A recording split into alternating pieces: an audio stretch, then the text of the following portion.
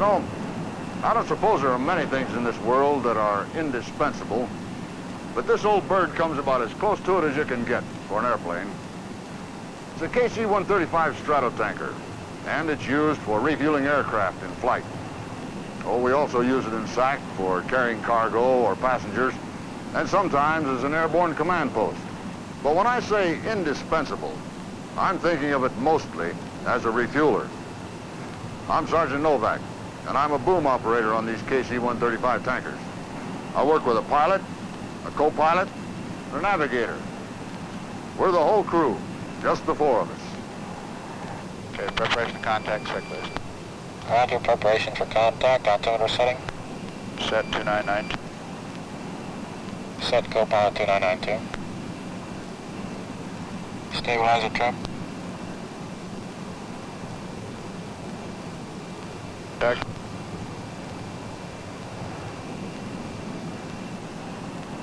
I'm going back now to refuel an F-4C fighter. Come on, I'll show you how we do it.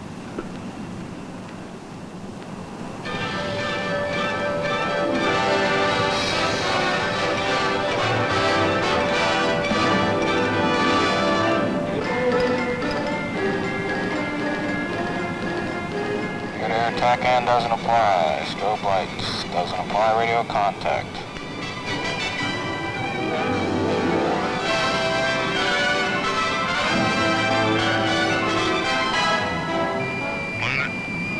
Have receiver at 2 miles. Boom, coming down.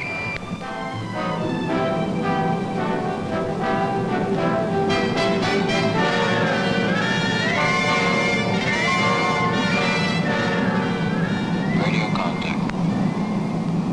Okay, hose 64, shag 49, do you read?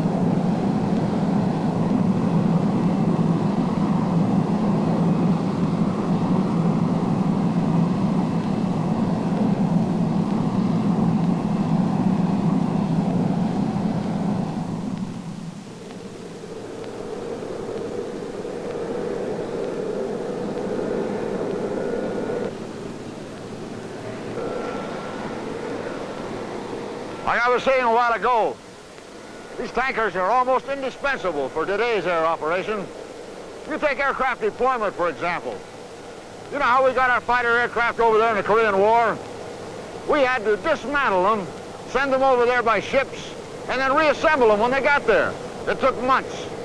But today, with aerial refueling, we can send fighters any place in the world in a matter of hours. Like we did when we sent that squadron of F-106s over in Korea right after the Pueblo incident. Most of the fighters and reconnaissance aircraft involved in the Vietnam War flew over there with the aid of air refueling, and they fly back the same way when they're due for overhaul in the States.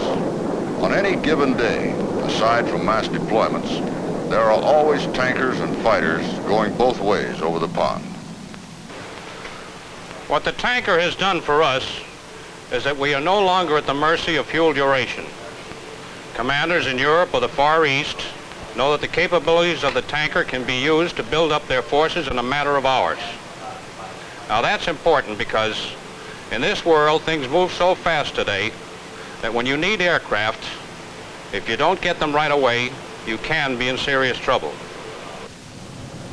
As far as bombers are concerned, they can get to most bases without air refueling.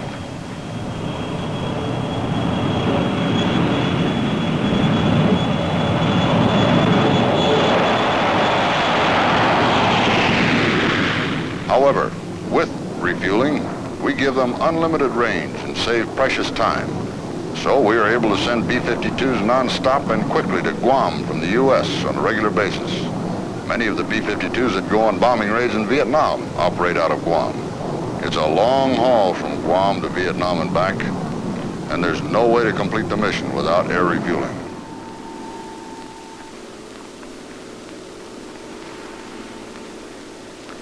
The B-52 and the 135 are designed to work together. They give us our global capability. They can keep up with us well enough to refuel us at our airspeeds and altitudes. They can refuel us at night and in all kinds of weather conditions.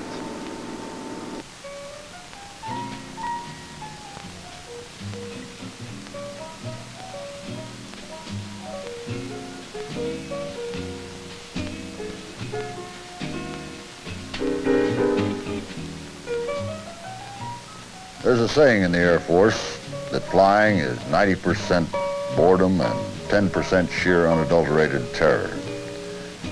Well, ground alert duty is a little less on the terror side and a little more on the boredom side. Well, we've got our work to do, mission planning, things like that. But when we pull alert duty, we're pretty well confined to the alert shack. Of course, we find other things to do. Some guys sleep. Others work crossword puzzles. Me, I like to read. However, there are the more energetic. We have one boomer around here that has so much energy he does all the gardening around the building while he's waiting for the klaxon horn to sound.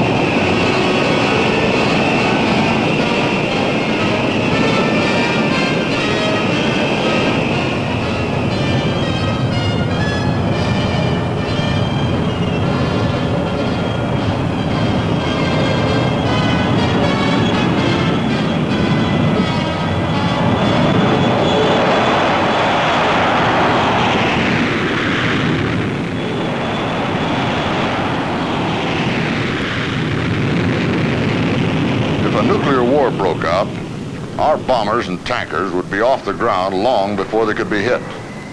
The tankers would go along to make sure the bombers had enough fuel to reach their targets and return.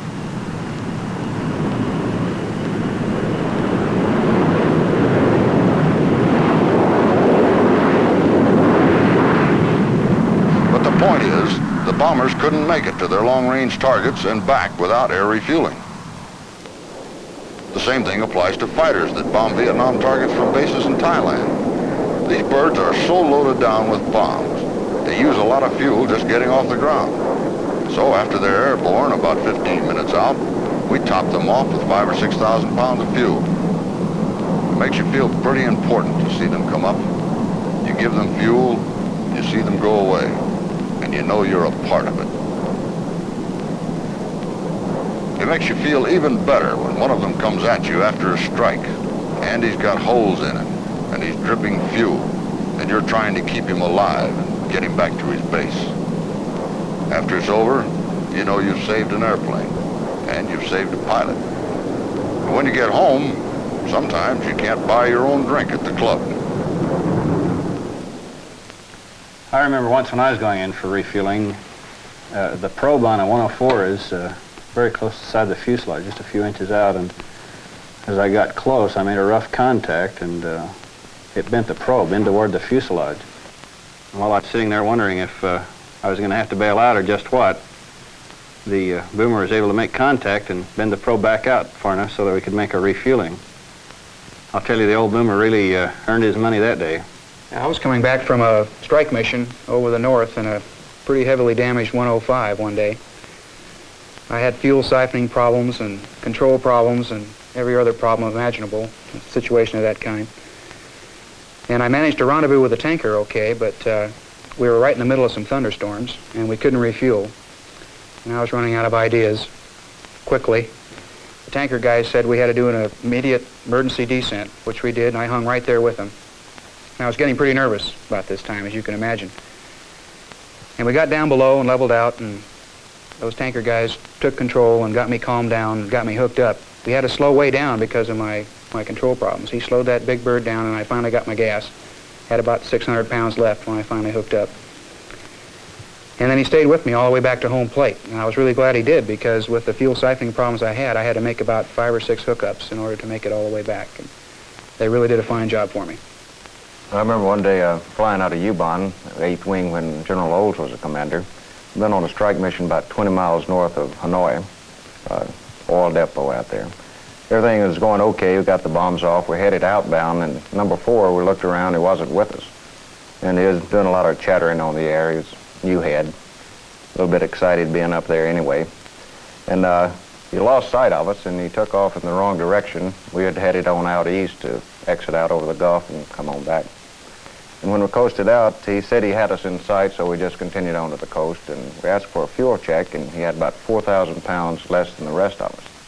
And I made the remark to my backseater at that time that we're going to lose that airplane today, because there's just no way that he could make it to the tanker unless we asked him to do something different, to come a little bit farther north for us. So we got on the radio and started calling, telling them what was going on. And number 4 by this time was getting a little excited. In fact, the pucker string was getting a little bit tighter. And not knowing just where the tanker rendezvous point was, he said he did have a carrier in sight. So the tanker pilot, knowing where all the carriers were based out in the Gulf there, said just stay over the carrier that he had come up and meet him. Now this was a little bit farther north than they normally come up for post-strike refueling. So the guy was just orbiting the carrier. He was getting down to about 1,500 pounds, hurting for fuel now. And the tanker said, I have you in sight, gave him a vector right to the tanker, and he plugged up and had about 1.5 minutes fuel remaining. And if the tanker hadn't come in a lot farther north and known what was going on in the situation there, we would have lost an airplane that day. And that night, number 4 bought that tanker pilot many drinks. Did a great job for him. There have been many, many saves. I run a tanker squadron, and I hear these stories all the time. I'm quite proud of our tanker crews. They're always there, listening in on the fighter frequencies. I've never yet heard it said they didn't go after someone when they needed fuel. Feeling tired? I want to tell you personally how much I appreciate the job that your tanker people did for the fighters in Vietnam. Without the cooperation and the professional ability demonstrated by these people, I simply couldn't have put the bombs onto the targets. And I know that I speak for every single fighter pilot in all of Southeast Asia, that the appreciation that they have for the tremendous job that the tankers did. And we'll always be grateful for the job that they've done in our support. I'd like to say, General, it's probably a mutual admiration society among the tankers and the fighter crews. I think that the tanker crews are probably more keenly aware than any other group of the tremendous responsibilities that the fighter and recon crews had on their missions over the North. They're keenly proud of their achievements. Their opportunity to serve the fighter pilots was probably one of the finest sources of pride and highlights of their career.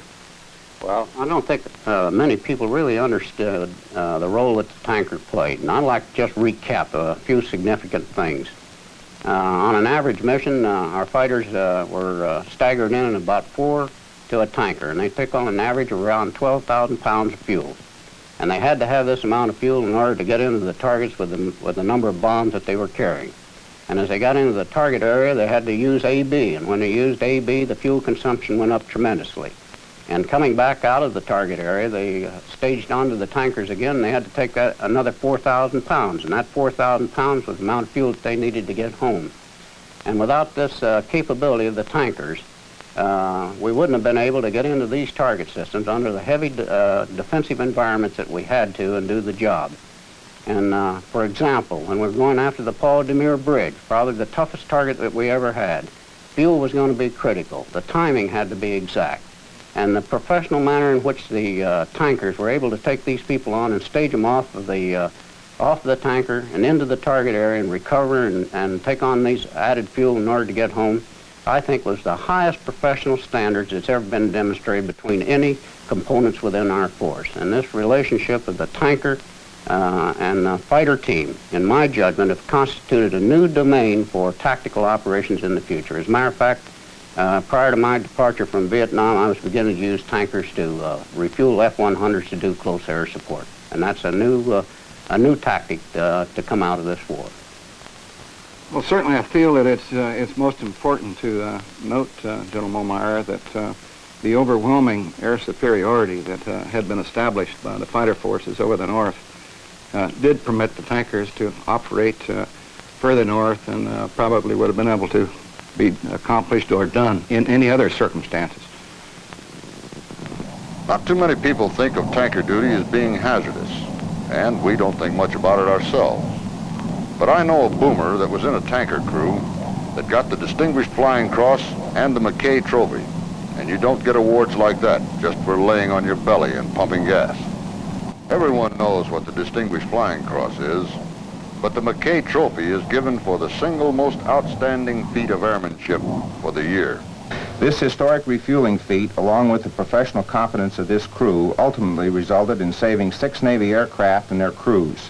Their outstanding aerial skill, devotion to duty, and humanitarian interest in their fellow servicemen reflect the highest credit for themselves and the United States Air Force.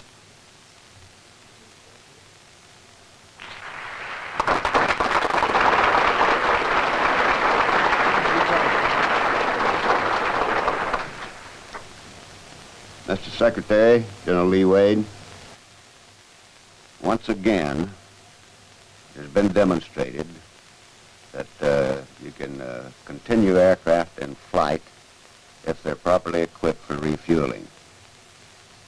And sometimes you have to take extraordinary measures to keep some of them in flight. You have to put an extra refueler between the main refueler and the aircraft that need the fuel. I think this was a great thing that this crew did.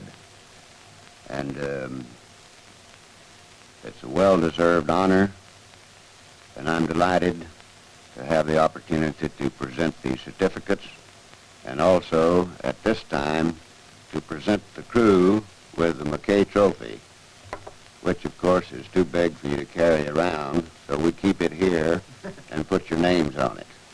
thank you very much and thank all of you for attending. Hey, since we have multiple refuelings, how about if between elements I stow the balloon and come forward for a cup of coffee, huh? Okay, fine. Sure. We'll anticipate. All right.